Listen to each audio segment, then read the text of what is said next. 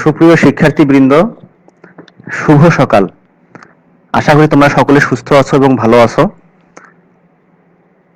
আজকের online live ক্লাসে তোমাদের সকলকে স্বাগত জানাচ্ছি।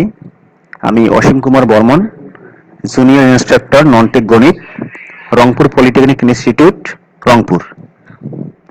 তোমরা আমাকে শুনতে পাচ্ছ কিনা একটু কমেন্টে জানাও।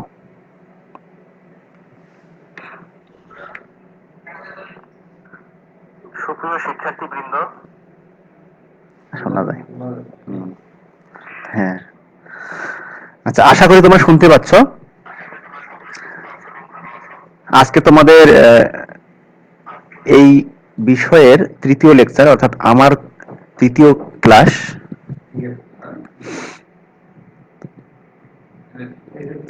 তোমরা জানো যে এই বিষয়টি প্রথম পর্বের টেকনোলজির জন্য প্রযোজ্য। Mechanical technology, electrical technology, electronics technology এবং ইলেকট্রোমেডিক্যাল টেকনোলজি, এই আমাদের রংপুর পলিটেকনিক ইনস্টিটিউটে বিদ্যমান টেকনোলজির এই 4টি টেকনোলজিতে মূলত প্রথম পর্বে এই বিষয়টি অর্থাৎ কেমিস্ট্রি বিষয়টি আছে।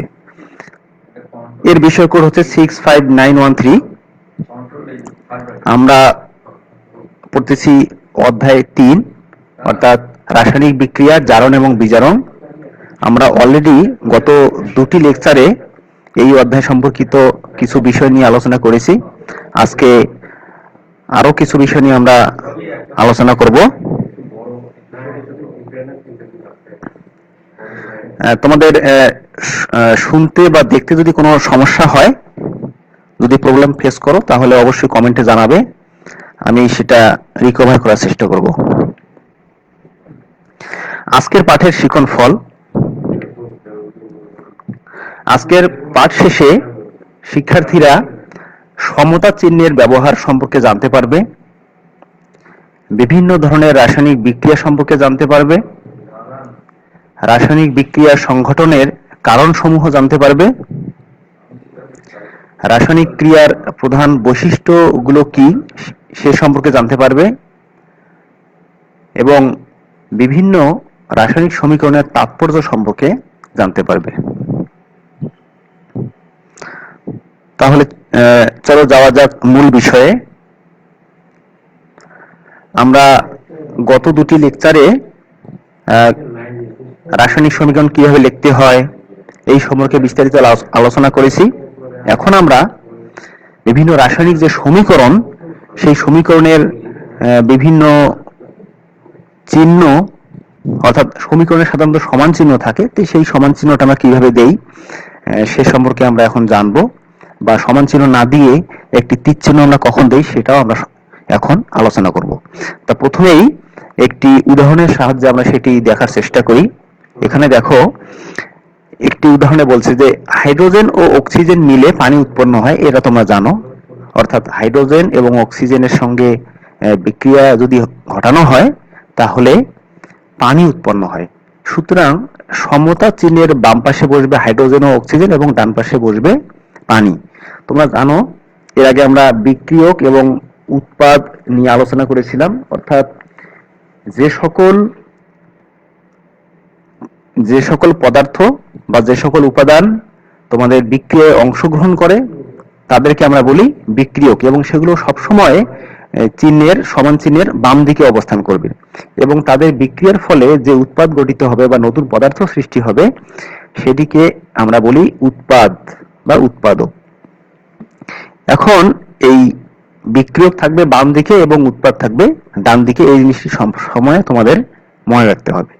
তো যেহেতু এখানে হাইড্রোজেন এবং অক্সিজেন বিক্রিয়া ঘটানো হচ্ছে হাইড্রোজেন এবং অক্সিজেনের মধ্যে, তাহলে সমান চিহ্নের বাম দিকে এই বিক্রিয়ক দুটো থাকবে, অর্থাৎ হাইড্রোজেন এবং অক্সিজেন থাকবে, এবং এদের বিক্রিয়ার ফলে গঠিত যে পানি অর্থাৎ উৎপাদ, এটি থাকবে ডান দিকে। তাহলে সমান চিহ্নের বা সমতা চিহ্নের বাম পাশে বসবে হাইড্রোজেন অক্সিজেন এবং ডান পাশে বসবে পানি।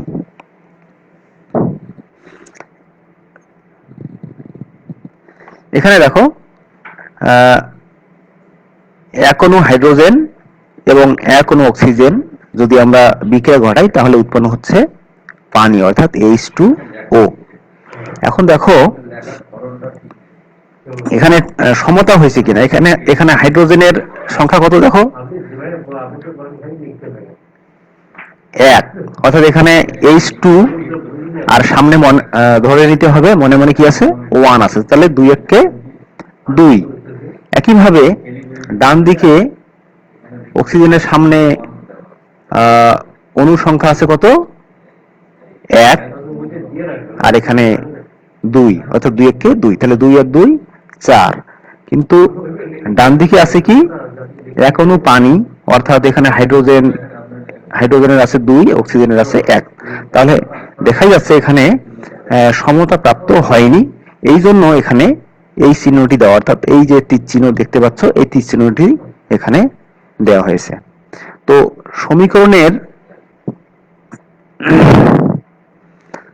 সমীকরণের বাম পাশে আছে 2টি অক্সিজেন, ডান পাশে আছে সমীকরণের এই যে সমীকরণটি তোমরা দেখতে পাচ্ছ, এই সমীকরণের বাম পাশে আছে 2টি হাইড্রোজেন এবং অক্সিজেন, আর ডান পাশে 2 দ্বারা তাহলে গুণ করতে হবে, তাহলে আমাদের এই সমতা বিধানটি সম্পন্ন হবে। ফলে ডান পাশে হবে যেহেতু H2O মানে 1 অণু পানি, সেটিকে আমরা সামনে যদি 2 দ্বারা গুণ করি তাহলে 2 অণু পানি হবে।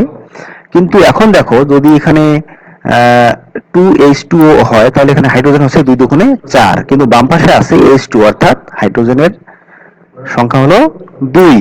তাহলে এটিকে যদি সমান করতে চাই তাহলে এটাকে 2 দ্বারা গুণ করতে হবে, তাহলে 2 দুগুণে 4 হবে। কিন্তু এখন H এর সংখ্যা হয়ে যায় 4টি, এই যে 2H2O এখানে H এর সংখ্যা হয়ে গেছে 4টি, তাই আমাদের বাম পাশে H কে 2 দ্বারা গুণ করতে হবে। তাহলে যদি আমরা এই যে এখানে এই জায়গাটাতে যদি এই 2 দ্বারা গুণ করি তাহলে 2 দুগুণে 4 হয়ে যাবে, এবং ডান দিকে যেহেতু এই যে 2H2, তাহলে এখানে হাইড্রোজেন কতটি হয়েছে, 2 দুগুণে 4টি। তাহলে সমীকরণটি সমতা প্রাপ্ত হয় এবং আমরা লিখতে পারি এই যে আগে যেটা সমতা প্রাপ্ত হয়নি বলছিলাম সেটিকে আমরা এখন বলবো সমতা প্রাপ্ত, অর্থাৎ আগে যেরকম ছিল সেখানে আমরা H2O এর আগে এই যে H2O এর আগে 2 দ্বারা গুণ করেছি এবং O2 যেটা ছিল অর্থাৎ অক্সিজেন সেটি ঠিক রাখলাম, আর ডান দিকে যেটি পদার্থ উৎপন্ন হয়েছিল H2O তার সামনে আমরা 2 দ্বারা গুণ করেছি। এখন দেখো বাম দিকে হাইড্রোজেন কতটি, 2 দুগুণে 4, অক্সিজেন 2, ডান দিকে 2H2 অর্থাৎ হাইড্রোজেন 4, তাহলে বাম দিকে হাইড্রোজেন 4, ডান দিকেও হাইড্রোজেন 4। আর এই যে অক্সিজেন, এই অক্সিজেনের সামনেও কিন্তু এই 2 গুণ, অর্থাৎ এই যে সবার সামনে যে সংখ্যাটি আমাদের গুণন অবস্থা থাকবে সেটি কিন্তু প্রত্যেকটার সঙ্গেই গুণ হবে। তাহলে এখানে অক্সিজেনের সঙ্গেও 2 গুণ আছে এবং বাম পাশে কিন্তু O2 আছে, সুতরাং উভয় পক্ষে হাইড্রোজেন এবং অক্সিজেনের সংখ্যা সমান। তাহলে এটি হলো আমাদের যেটি উদাহরণ দেওয়া ছিল হাইড্রোজেন এবং অক্সিজেনের মধ্যে সমতা বিধান, সেটি তোমরা বুঝতে পারলে। একইভাবে এখানে 2 নম্বরে একটি উদাহরণ দেওয়া আছে, দেখো কার্বন ও অক্সিজেন মিলে আমরা জানি কার্বন ডাই অক্সাইড গঠিত হয়, কার্বন অক্সিজেন মিলে কার্বন ডাই অক্সাইড তৈরি হয়। তাই বাম পাশে বসবে কার্বন ও অক্সিজেন আর ডান পাশে বসবে হলো কার্বন ডাই অক্সাইড। সেটি আমরা এই যে এই লাইনের সাথেই এখানে দেখে আমরা বুঝতে পারতেছি যে কার্বন প্লাস অক্সিজেন যেহেতু এই দুটো বিক্রিয়া ঘটাবে, সুতরাং এটা সমান সমান চিহ্নের বাম পাশে থাকবে এবং বিক্রিয়ার ফলে গঠিত হলো কার্বন ডাই অক্সাইড, যেটি ডান দিকে অবস্থান করছে। তো এই জিনিসই তোমাদেরকে মনে রাখতে হবে যে একটি সমীকরণে বিক্রিয়ক গুলো থাকবে বাম পাশে আর উৎপাদগুলো থাকবে ডান দিকে, এবং মাঝে সবসময় কি থাকবে, সমান চিহ্ন থাকবে। তাহলে এইখানে সমীকরণটি সমতাপ্রাপ্ত হয়েছে কেন, কিভাবে বুঝলাম সমতাপ্রাপ্ত হয়েছে? এই যে দেখো কার্বন 1টি এবং অক্সিজেন 2টি, বাম পাশে কার্বনের সংখ্যা 1, ডান দিকে কার্বনের সংখ্যা 1, বাম পাশে অক্সিজেনের সংখ্যা 2, ডান দিকে অক্সিজেনের সংখ্যা 2। তাহলে বাম পাশে এবং ডান দিকে কার্বন ও অক্সিজেনের পরিমাণ সমান, সুতরাং মাঝে যে আমরা সমান চিহ্ন দিয়েছি অর্থাৎ সমতা বিধান হয়েছে, সমতা প্রাপ্ত হয়েছে। তাহলে আমরা এই দুটো উদাহরণের সাহায্যে কিভাবে আমরা সমতা বিধান করতে হয়, কিভাবে সমান চিহ্নের বামে এবং ডানে লিখতে হয়, সেটি আমরা আশা করি বুঝতে পেরেছি।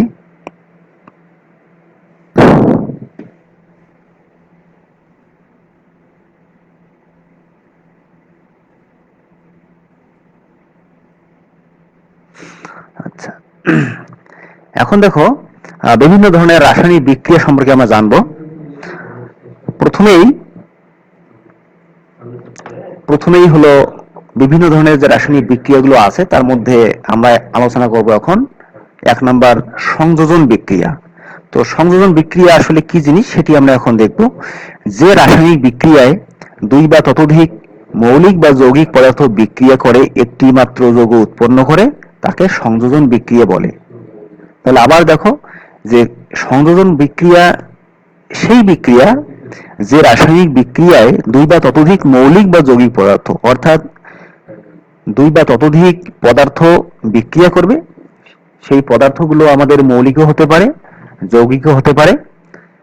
এবং এখানে তোমরা মৌলিক এবং যৌগিক পদার্থ সম্পর্কে ধারণা তোমাদের আগে থেকেই আছে, যে যে পদার্থকে বিশ্লেষণ করা যায় না বা ভাঙানো যায় না সেগুলো হচ্ছে মৌলিক পদার্থ, এবং যে পদার্থগুলোকে ভাঙলে বা বিশ্লেষণ করলে একাধিক মৌলিক পদার্থ পাওয়া যায় তাদেরকে বলা হয় যৌগিক পদার্থ। তো যে রাসায়নিক বিক্রিয়ায় এরকম দুই বা ততোধিক মৌলিক পদার্থ অথবা যৌগিক পদার্থ বিক্রিয়া করবে এবং বিক্রিয়ার ফলে একটি মাত্র যৌগ উৎপন্ন করবে, একাধিক না, শুধুমাত্র উৎপাদ হবে একটি, এরকম রাসায়নিক বিক্রিয়াকে আমরা বলবো সংযোজন বিক্রিয়া। এখানে আমরা একটি উদাহরণ দেখিয়েছি, দেখো অ্যামোনিয়া অর্থাৎ NH3 প্লাস HCl অর্থাৎ হাইড্রোক্লোরিক অ্যাসিড। তাহলে অ্যামোনিয়া এবং হাইড্রোক্লোরিক অ্যাসিড বিক্রিয়া করে অ্যামোনিয়াম ক্লোরাইড গঠিত হয়েছে।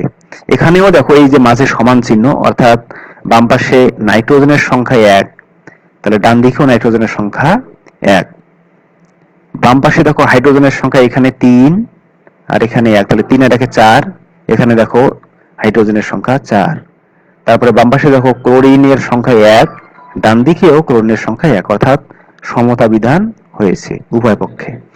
তো এই ধরনের বিক্রিয়া যদি ঘটে তাহলে আমরা সেই রাসায়নিক বিক্রিয়াকে বলবো সংযোজন বিক্রিয়া। এরপরে দেখো সংশ্লেষণ বিক্রিয়া। তো যে রাসায়নিক বিক্রিয়ায় দুই বা ততোধিক মৌলিক পদার্থ বিক্রিয়া করে একটি মাত্র যৌগ উৎপন্ন করে তাকে আমরা বলি সংশ্লেষণ বিক্রিয়া। তো এই সংশ্লেষণ বিক্রিয়া এবং সংযোজন বিক্রিয়ার মধ্যে একটু পার্থক্য। সংযোজন বিক্রিয়া সেটি ছিল যেখানে মৌলিক পদার্থ অথবা যৌগিক পদার্থ, অর্থাৎ মৌলিক বা যৌগিক যে কোনোটাই হতে পারে, তাদের বিক্রিয়া ঘটবে। কিন্তু সংশ্লেষণ বিক্রিয়া বলছে যে এই রাসায়নিক বিক্রিয়ায় দুই বা ততোধিক মৌলিক পদার্থ বিক্রিয়া করবে। তো যদি দুই বা ততোধিক মৌলিক পদার্থ বিক্রিয়া করে একটি মাত্র যৌগ উৎপন্ন করে তাহলে সেই রাসায়নিক বিক্রিয়াকে আমরা বলবো সংশ্লেষণ বিক্রিয়া। এখানে একটি উদাহরণ দেখো, কার্বন এবং অক্সিজেন। তাহলে কার্বন এবং অক্সিজেন বিক্রিয়া করে কার্বন ডাই অক্সাইড গঠিত হয়। এখানে দেখো সমান চিহ্নের যে ব্যাপারটি এখানে আছে, তাহলে বাম পাশে কার্বনের সংখ্যা 1, ডান দিকেও কার্বনের সংখ্যা 1। এই যে কার্বন 1 করে আছে। একইভাবে অক্সিজেন এখানে 2, ডান দিকেও অক্সিজেনের সংখ্যা 2, তাহলে উভয় পক্ষ সমান। তো এখানে দেখো যে কার্বন হচ্ছে একটি মৌলিক পদার্থ, অক্সিজেনও একটি মৌলিক পদার্থ। তাদের বিক্রিয়ার ফলে যে পদার্থ গঠিত হয়েছে উৎপন্ন কার্বন ডাই অক্সাইড, এবং এটিকে আমরা অবশ্যই যৌগ বলবো কারণ এখানে কার্বন এবং অক্সিজেন দুটোই আছে। তো এই ধরনের যে বিক্রিয়াগুলো সেগুলোকে আমরা বলবো সংশ্লেষণ বিক্রিয়া। তাহলে সংযোজন বিক্রিয়া কি এবং সংশ্লেষণ বিক্রিয়া কি আমরা জানলাম। এবারে আসো বিযোজন বিক্রিয়া। এবং এই যে 2 নম্বরে আমরা বললাম যে সংশ্লেষণ বিক্রিয়াকে আমরা আরেকভাবে বলতে পারি, অর্থাৎ এই যে রাসায়নিক বিক্রিয়া বলা ছিল সেই রাসায়নিক বিক্রিয়াকে আমরা সংযোজন বিক্রিয়াও বলতে পারি। আচ্ছা, এখন দেখো বিযোজন বিক্রিয়া। তো যে বিক্রিয়ায় একটি যৌগ বিভক্ত হয়ে দুই বা ততোধিক মৌল বা যৌগে পরিণত হয় তাকে বিযোজন বিক্রিয়া বলে। অর্থাৎ এই যে একটু আগে আমরা বললাম যে কার্বন, এই যে উদাহরণটি তোমরা লক্ষ্য করো, কার্বন এবং অক্সিজেন মিলে কার্বন ডাই অক্সাইড গঠিত হয়েছে, এবং এই কার্বন ডাই অক্সাইডকে যদি আমরা আবার ভেঙে দেই তাহলে আবার পূর্বের যে উপাদান দুটো ছিল কার্বন এবং অক্সিজেন সেই দুটো আমরা আবার পেয়ে যাব। তো সেভাবেই এখানে সরি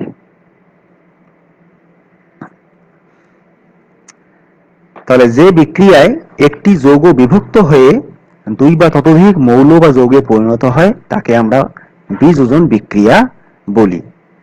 তো এখানে আবার উদাহরণটি দেখো, ক্যালসিয়াম কার্বনেট, CaCO3, এটাকে যদি আমরা ভেঙে ফেলি তাহলে আমরা দুইটি উপাদান পাবো, একটি হচ্ছে ক্যালসিয়াম অক্সাইড এবং অপরটি হচ্ছে কার্বন ডাই অক্সাইড। তাহলে ক্যালসিয়াম কার্বনেটকে ভাঙলে ক্যালসিয়াম অক্সাইড এবং কার্বন ডাই অক্সাইড পাওয়া যায়। তাহলে এই ধরনের যে বিক্রিয়া, অর্থাৎ একটি যৌগকে ভাঙলে দুই বা ততোধিক, এখানে যেমন আমরা দুইটো পেয়েছি, তার দুইটা বা তার বেশিও আমরা পেতে পারি, সেটা সেই উপাদানগুলো আমাদের মৌলিকও হতে পারে, যৌগিকও হতে পারে। তো এই ধরনের বিক্রিয়াকে আমরা বলবো বিযোজন বিক্রিয়া। এরপরে দেখো প্রতিস্থাপন বিক্রিয়া। যে রাসায়নিক বিক্রিয়ায় একটি মৌল অন্য একটি যৌগের অণুর এক বা একাধিক পরমাণুকে সরিয়ে নিজেই তার স্থান দখল করে তাকে প্রতিস্থাপন বিক্রিয়া বলে।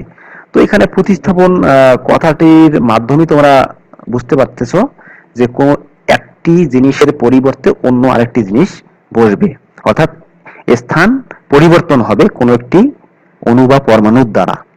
তো আরেকবার দেখো যে প্রতিস্থাপন বিক্রিয়া সেই বিক্রিয়া যে রাসায়নিক বিক্রিয়ায় একটি মৌল অন্য একটি যৌগের অণুর এক বা একাধিক পরমাণুকে সরিয়ে, তাহলে একটি মৌল কি করবে, অন্য আরেকটি যৌগের, মৌলের কিন্তু না, যৌগের, তাহলে যৌগ মানে সেখানে দুই বা ততোধিক থাকবে, তাহলে একটি মৌল ওই যে যৌগটি থাকবে তার অণুর এক বা একাধিক পরমাণুকে সরিয়ে সেই স্থানটি দখল করবে ওই মৌলটি। যদি এরকম হয় তাহলে সেই বিক্রিয়াকে বলবো আমরা প্রতিস্থাপন বিক্রিয়া। এখানে উদাহরণের সাথে তোমরা দেখাইলে ভালো করে বুঝতে পারবে। এখানে দেখো জিঙ্ক এবং সালফিউরিক অ্যাসিড, এখানে একটু সংশোধনী আছে, দেখো H2SO4, এই 2টা একটু নিচে হবে, অর্থাৎ হাইড্রোজেনকে আমরা যেটা লিখি H2, সেইখানে সেইভাবে হবে H2SO4। তাহলে জিঙ্ক এবং সালফিউরিক অ্যাসিড বিক্রিয়া করলে এখানে আমরা দুটো উপাদান পাবো, জিঙ্ক সালফেট এবং হাইড্রোজেন। তাহলে এখানে দেখো এই যে সালফিউরিক অ্যাসিড ছিল H2SO4, এই যৌগটির যে হাইড্রোজেন আছে অর্থাৎ H2, এই H2 কে প্রতিস্থাপন করেছে জিঙ্ক Zn। তাহলে এই Zn দ্বারা প্রতিস্থাপিত হয়েছে H2, তাহলে ZnSO4 অর্থাৎ জিঙ্ক সালফেট, এবং এই যে এখানে হাইড্রোজেন, তাহলে এটি আলাদা হয়ে গেল হাইড্রোজেন। তাহলে তোমরা এখানে বুঝতে পারলে যে উদাহরণে যেটা ছিল জিঙ্ক এবং সালফিউরিক অ্যাসিড, সেই সালফিউরিক অ্যাসিডের হাইড্রোজেনকে জিঙ্ক দ্বারা প্রতিস্থাপিত করা হয়েছে। যদি এরকম প্রতিস্থাপন ঘটে তাহলে আমরা সেই রাসায়নিক বিক্রিয়াকে বলবো প্রতিস্থাপন বিক্রিয়া।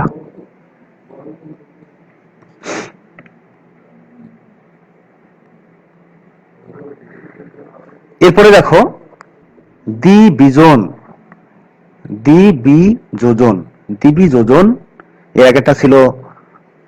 এর আগেরটি ছিল যেমন এখানে দেখো 3 নম্বরে বিযোজন ছিল, এখন আমরা বলছি দ্বিবীজোজন বা বিনিময় বিক্রিয়া। তো এই বিক্রিয়াটি কি, যে রাসায়নিক বিক্রিয়ায় দুটি ভিন্ন যৌগের অণুর মৌল বা মূলক গুলো পরস্পর স্থান বিনিময় করে একাধিক নতুন যৌগ তৈরি করে তাকে আমরা বিনিময় বিক্রিয়া বা দ্বিবীজোজন বিক্রিয়া বলবো।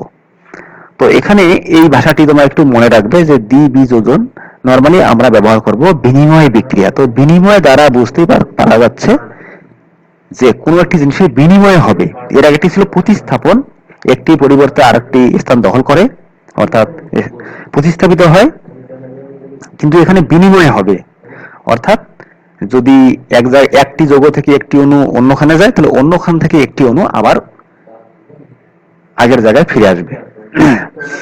তো এখানে একটি উদাহরণের সঙ্গে তোমরা বুঝতে পারবে। উদাহরণের সাহায্যে দেখো, silver nitrate AgNO3, silver nitrate এবং NaCl অর্থাৎ সোডিয়াম ক্লোরাইড। তাহলে সিলভার নাইট্রেট এবং সোডিয়াম ক্লোরাইড বিক্রিয়া করে সিলভার ক্লোরাইড এবং সোডিয়াম নাইট্রেট উৎপন্ন করে। তাহলে এখানে আগেরটিতে ছিল প্রতিস্থাপিত হওয়ার বিষয়, আর এখানে হচ্ছে বিনিময়। বিনিময় কিরকম? এই যে এখানে সিলভার আছে অর্থাৎ Ag, আর এই যে সোডিয়াম, এই দুটোর কি বলে বিনিময় হয়েছে, অর্থাৎ সিলভারের জায়গায় হবে সোডিয়াম এবং সোডিয়ামের জায়গায় হবে সিলভার। তাহলে সিলভারের জায়গায় যদি আমাদের সোডিয়াম আসে, তাহলে সেটিকে আমরা বলবো সোডিয়াম নাইট্রেট, আর সোডিয়ামের জায়গায় যখন এই যে সিলভারটি আসবে, তখন আমরা তাকে বলতেছি সিলভার ক্লোরাইড। তাহলে এই যে বিনিময়, সোডিয়াম এবং সিলভারের মধ্যে যে এই যে বিনিময়, এই ধরনের যদি বিক্রিয়া সংঘটিত হয়, তাহলে আমরা তাদেরকে বলবো বিনিময় বিক্রিয়া, অথবা অন্য একটি ভাষা হচ্ছে দ্বিবীজোজন বিক্রিয়া। তো আশা করি তোমরা এই উদাহরণের সাহায্যে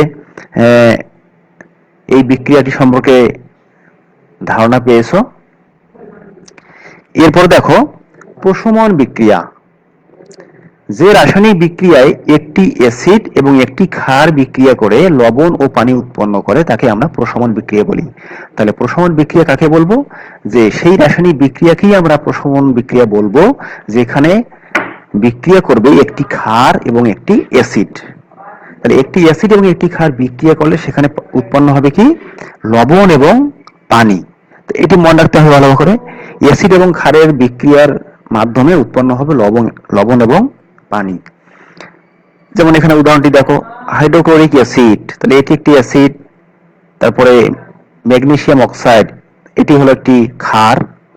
তাহলে হাইড্রোক্লোরিক অ্যাসিড এবং ম্যাগনেসিয়াম অক্সাইড বিক্রিয়া করে ম্যাগনেসিয়াম ক্লোরাইড, যেটিকে আমরা বলতেছি লবণ, এবং সাথে পাওয়া যাচ্ছে পানি। তাহলে হাইড্রোক্লোরিক অ্যাসিড এবং ম্যাগনেসিয়াম অক্সাইড, এই দুটো অ্যাসিড এবং ক্ষারের মধ্যে বিক্রিয়ার ফলে দুটো জিনিস উৎপন্ন হয়েছে, লবণ এবং পানি। অর্থাৎ এই যে ম্যাগনেসিয়াম ক্লোরাইড, সোডিয়াম ক্লোরাইড, এগুলোকে আমরা বলতেছি লবণ, এবং H2O, এটি হচ্ছে পানি। তো এই ধরনের বিক্রিয়াকে আমরা বলবো প্রশমন বিক্রিয়া। এরপরে দেখো দহন বিক্রিয়া।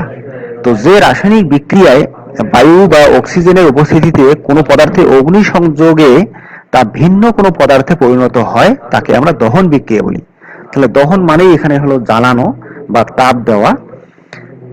এখানে একটি উদাহরণের সাহায্যে সেটি আমরা দেখানোর চেষ্টা করেছি। দেখো, কার্বন এবং অক্সিজেনকে যদি আমরা অগ্নিসংযোগ করি বা বিক্রিয়া ঘটাই, তাহলে আমরা এখানে একটি পদার্থ পাবো, কার্বন ডাই অক্সাইড। তাহলে এই ধরনের বিক্রিয়াকে আমরা বলবো দহন বিক্রিয়া। তো আশা করি তোমরা বিভিন্ন ধরনের বিক্রিয়া সম্পর্কে ধারণা লাভ করেছো।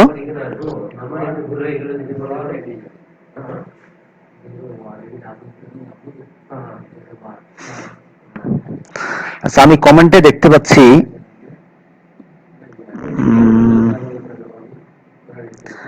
অনেকে লিখছে ভালো দেখা যাচ্ছে না, ভিডিওটা ফ্রেশ করতে বলছে। তো এটি তোমাদের আমাদের এখানে নেটের সমস্যা হতে পারে, যেহেতু আমি নিজেও পাশাপাশি দেখতেছি। এখানে আমাদের নেটের সমস্যা নাই। তাহলে তোমরা যেখানে অবস্থান করছো সেখানে নেটের কিরকম প্রবলেম আছে কিনা জানি না, সেটির উপরেও আমাদের এই ভিডিওটি ফ্রেশ বা আনফ্রেশ দেখার একটা ব্যাপার আছে। তো সেটি তোমরা একটু ক্লিয়ার করে নিবে। আমিও আমাদের এখানে সমস্যা হলে সেটি দেখার চেষ্টা করব।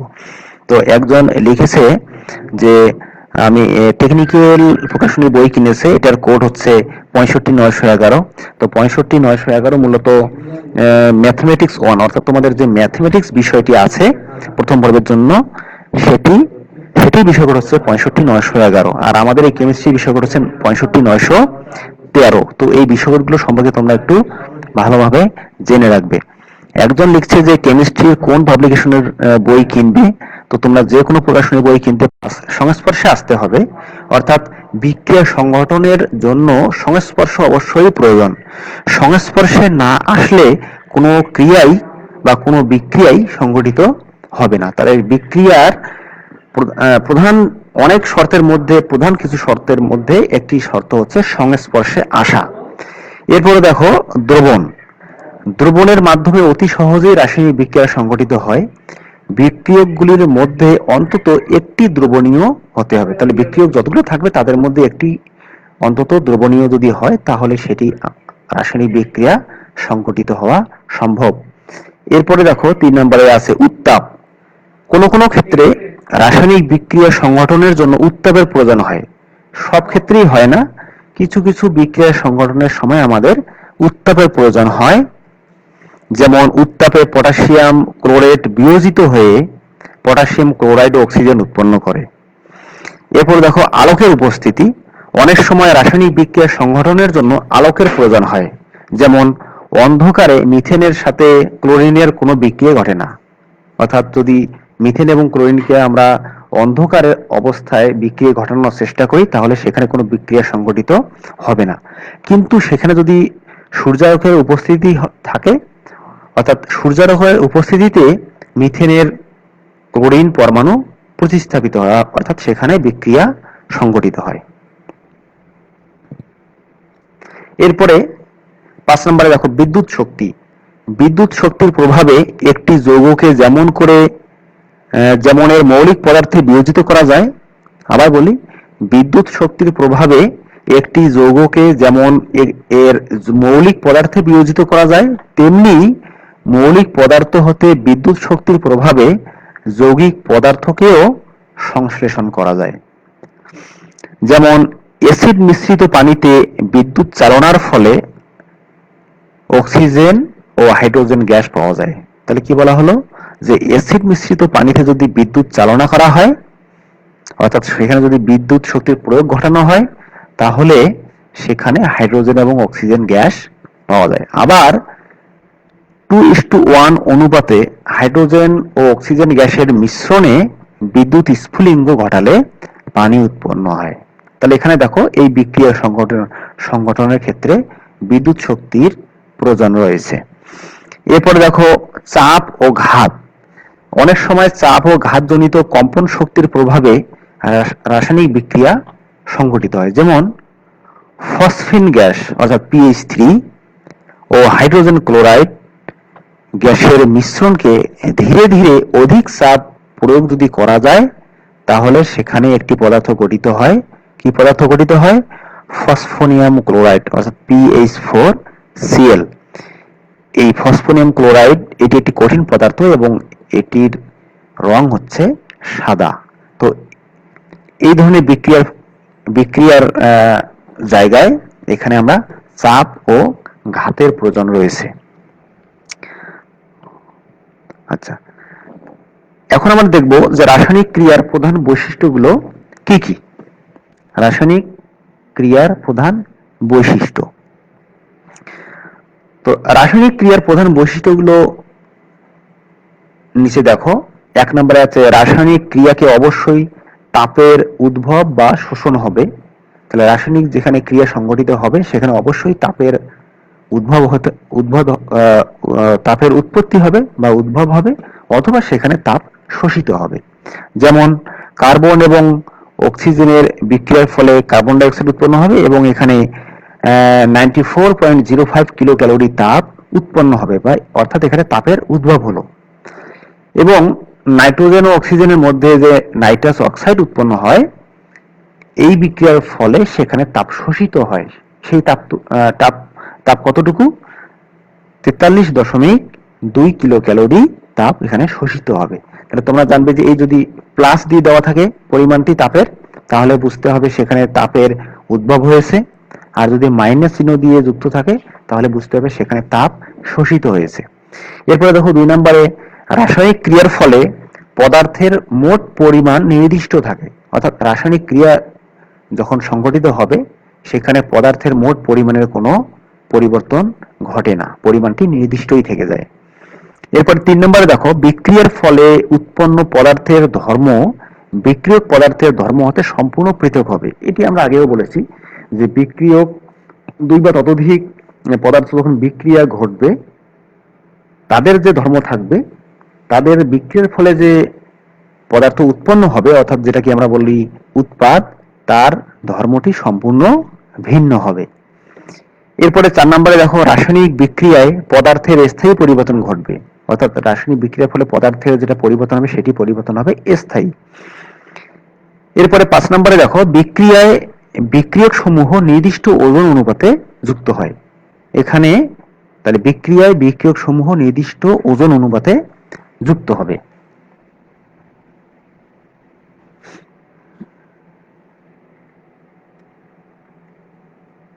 আচ্ছা, এখন আমরা বিভিন্ন রাসায়নিক যে সমীকরণগুলো আছে, অনেক রাসায়নিক সমীকরণ রয়েছে, তার মধ্যে আমরা এখানে কিছু রাসায়নিক সমীকরণের তাৎপর্য সম্পর্কে আলোচনা করব। এখানে দেখো, আমি একটি উদাহরণ দিয়েছি, হাইড্রোজেন এবং ক্লোরিনের বিক্রিয়ার ফলে হাইড্রোক্লোরিক অ্যাসিড উৎপন্ন হয়েছে। তাহলে এই বিক্রিয়াটির বা এই রাসায়নিক সমীকরণটির তাৎপর্যটা কি? তাহলে এখানে হাইড্রোজেন ক্লোরিনের সাথে বিক্রিয়া করে হাইড্রোজেন ক্লোরাইড উৎপন্ন হয়েছে। হাইড্রোজেন এবং ক্লোরিন এই দুটো বিক্রিয়া করে উৎপন্ন হয়েছে হাইড্রোজেন ক্লোরাইড। এখানে এক অণু হাইড্রোজেন এক অণু ক্লোরিনের সাথে বিক্রিয়া করেছে। তাহলে এই যে হাইড্রোজেন আছে, এখানে এক অণু হাইড্রোজেন, অর্থাৎ কত অণু সেটি আমরা কিভাবে বুঝবো? এর সামনে গুণ চিহ্ন হিসেবে থাকবে, কোনো কিছু দেওয়া না থাকলে আমরা বুঝবো এক অণু, আর যদি 2, 3, 4 এরকম গুণন থাকে সেটিকে আমরা বলবো 2 অণু বা 3 অণু বা 4 অণু। তো এখানে বাম দিকে এক অণু হাইড্রোজেন এবং এক অণু ক্লোরিন বিক্রিয়া ঘটছে। এই বিক্রিয়ার ফলে হাইড্রোজেন ক্লোরাইড উৎপন্ন হয়েছে। সেখানে কত অণু? এই যে দেখো, হাইড্রোজেন ক্লোরাইডের সামনে আছে 2, তার মানে বুঝতে হবে এখানে 2 অণু হাইড্রোজেন ক্লোরাইড উৎপন্ন হয়েছে। তাহলে আমরা 1 এবং 2 নম্বরে কিছু তাৎপর্য পেলাম। এরপর দেখো 3 নম্বরে, 2 ভাগ ওজনের হাইড্রোজেন, অর্থাৎ যদি 1 ভাগ ওজন হয় তাহলে 35.5, যেহেতু 2 ভাগ তাহলে একে 2 দ্বারা গুণ করতে হবে, তাহলে 2 দ্বারা গুণ করলে আমরা পাচ্ছি 71। তাহলে 71 অর্থাৎ 71 ভাগ ওজনের ক্লোরিনের সাথে, তাহলে 2 ভাগ ওজনের হাইড্রোজেন বিক্রিয়া করবে ক্লোরিনের সঙ্গে। সেই ক্লোরিনের ভাগ কত? ক্লোরিন হচ্ছে ক্লোরিনের একটি যদি হয় তাহলে 35.5, যেহেতু Cl2 তাহলে এখানে 35.5 কে 2 দ্বারা গুণ করব, তাহলে 71 ভাগ। তাহলে এখানে 2 ভাগ হাইড্রোজেন এবং 71 ভাগ ওজনের ক্লোরিন। 2 ভাগ ওজনের হাইড্রোজেন এবং 71 ভাগ ওজনের ক্লোরিন যদি বিক্রিয়া ঘটে তাহলে কি উৎপন্ন হয়েছে? Hydrogen chloride. তাহলে এখানে হাইড্রোজেনের এই যে আবার উদাহরণের দেখো 2HCl, তাহলে এই 2টা হাইড্রোজেনের সঙ্গেও গুণ আছে, ক্লোরিনের সঙ্গেও গুণ হিসেবে আছে। তাহলে একটি হাইড্রোজেন মানে হলো 1, আর একটি ক্লোরিন মানে হচ্ছে 35.5। তাহলে এটিকে আমরা যদি গুণ করে হিসাব নিকাশ করি তাহলে আমরা পাচ্ছি 73। তাহলে বাম দিকে থাকলো 71 এবং এই যে 2, 73। তাহলে মোট 73 ভাগ ওজনের মধ্যে বিক্রিয়া ঘটেছে এবং উৎপন্ন যে হাইড্রোজেন ক্লোরাইড সেখানেও কত ভাগ ওজন? 73 ভাগ। তাহলে উভয় পক্ষে ওজন সমান, এটি হতে হবে রাসায়নিক সমীকরণে, উভয় পক্ষে সমান হতে হবে। এরপর দেখো, রাসায়নিক পরিবর্তনের পূর্বে বিক্রিয়কগুলির মোট ওজন তাহলে কত ছিল? তাহলে রাসায়নিক পরিবর্তনের পূর্বে অর্থাৎ বিক্রিয়ার পূর্বে, অর্থাৎ সমান চিহ্নের বাম দিকে যেটি ছিল, হাইড্রোজেনের পারমাণবিক ভর হলো 2 এবং ক্লোরিনের পারমাণবিক ভর হলো 2 × 35.5, অর্থাৎ এই জন্য দুইটার যোগফল হচ্ছে 73। এবং ডান দিকে রাসায়নিক পরিবর্তনের পরে উৎপন্ন যে পদার্থটি তার ওজন কত, এই যে সামনে 2 গুণ আছে, তাহলে সামনে 2 গুণন হিসেবে থাকলো। হাইড্রোজেনের জন্য 1 এবং ক্লোরিনের জন্য হচ্ছে 35.5। তো এটিকে ক্যালকুলেশন করলেও আমরা পাচ্ছি 73। তাহলে বাম দিকে যেগুলো বিক্রিয়ক ছিল তাদের মোট ওজন 73, ডান দিকে উৎপাদের মোট ওজন 73। তাহলে উভয় পক্ষেই সমান। এখন দেখো 5 নম্বরে সমতা চিহ্নের বাম দিকের পরমাণুর সংখ্যা কত, অর্থাৎ আমরা যে সমান চিহ্ন দিয়েছি সেটি আসলে ঠিক আছে কিনা, তাৎপর্যপূর্ণ কিনা। তাহলে হাইড্রোজেন এখানে 2, ক্লোরিনও 2, তাহলে 2 এবং 2 4। তাহলে সমতা চিহ্নের বাম দিকের পরমাণুর সংখ্যা হলো 4। ডান দিকে পরমাণু কতটি আছে, এই যে সামনে যেহেতু 2 আছে তার মানে হাইড্রোজেন 2, এবং ক্লোরিনের সামনেও 2 আছে, তার মানে ক্লোরিনও হচ্ছে 2। তার মানে এটা যদি আমরা 2 দ্বারা গুণ করি 1 + 1 × 2, তাহলে পাচ্ছি হলো 4। তাহলে বাম পাশে পরমাণু সংখ্যা 4, ডান দিকেও পরমাণু সংখ্যা 4। তাহলে আমরা বলতে পারি যে 1 ভাগ আয়তনের হাইড্রোজেন 1 ভাগ আয়তনের ক্লোরিনের সাথে বিক্রিয়া করে 2 ভাগ আয়তনের হাইড্রোজেন ক্লোরাইড উৎপন্ন করে। অর্থাৎ একটি রাসায়নিক সমীকরণে সেখানে কি কি বিষয় সংঘটিত হয়েছে সেই সম্পর্কে আমরা সিকোয়েন্সলি বিস্তারিত যেটি ধারণা পাবো সেটি হচ্ছে মূলত ওই সমীকরণের বা ওই রাসায়নিক সমীকরণের তাৎপর্য।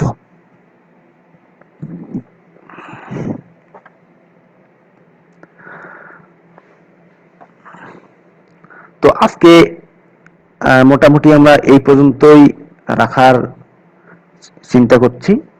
তোমরা আরো কিছু এখানে উদাহরণ আছে, তোমরা বইয়ের মধ্যে বিভিন্ন আরো এরকম ক্যালকুলেশন পাবে বা রাসায়নিক সমীকরণ পাবে, সেগুলো সম্পর্কে তোমরা ওখানে দেখবে। না বুঝলে আমরা পরবর্তীতে আরো আলোচনা করব। অর্থাৎ আজকে আমরা একটি উদাহরণের সাহায্যে আলোচনা করলাম। আমরা আগামী ক্লাসে এই সম্পর্কে আরো কিছু উদাহরণ এবং আরো এই অধ্যায়ের আরো কিছু বিষয় নিয়ে আমরা আগামী ক্লাসে উপস্থিত হব। আগামী ক্লাসের আমন্ত্রণ জানিয়ে এবং সকলের সুস্বাস্থ্য কামনা করে আজকে আমরা এখানেই বিদায় নিচ্ছি।